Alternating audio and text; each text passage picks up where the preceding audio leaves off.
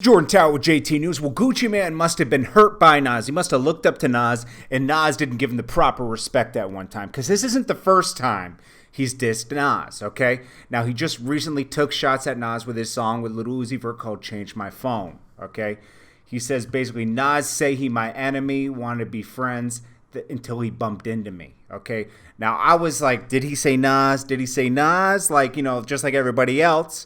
And then I listened to it a few times. He's definitely taking shots at Nas on that record. Now, people are like, oh, no.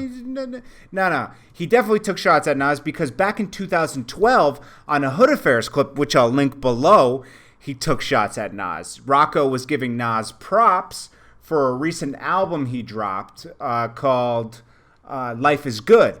Nas dropped Life is Good in 2012, did crazy numbers. Rocco said he was inspired by that. Then Gucci Mane comes in the studio and he's like, what, are you talking about my new mixtape? He's like, nah, I'm talking about Nas. And he's like, oh, Nas broke right now. Nas fucked up right now. I got that new drop outside, that new Rolls Royce drop. You got a new Rolls Royce drop? And Rocco's like, yeah. And he's like, does Nas got a new Rolls Royce drop? And they just laugh.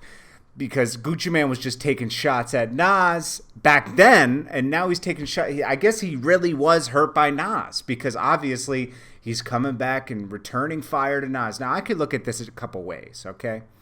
I think maybe this is challenging himself. Maybe he's hoping that Nas responds and gives him a lyrical challenge, because sometimes you have to spar with somebody that's better than you for you to improve yourself. So maybe he's doing that, or maybe he was just really hurt by Nas at one point. Maybe Nas just wouldn't do a song with him or something, and he said, all right, well, if you're not gonna do a song with me, fuck you then, you know. And basically he's gonna throw him away.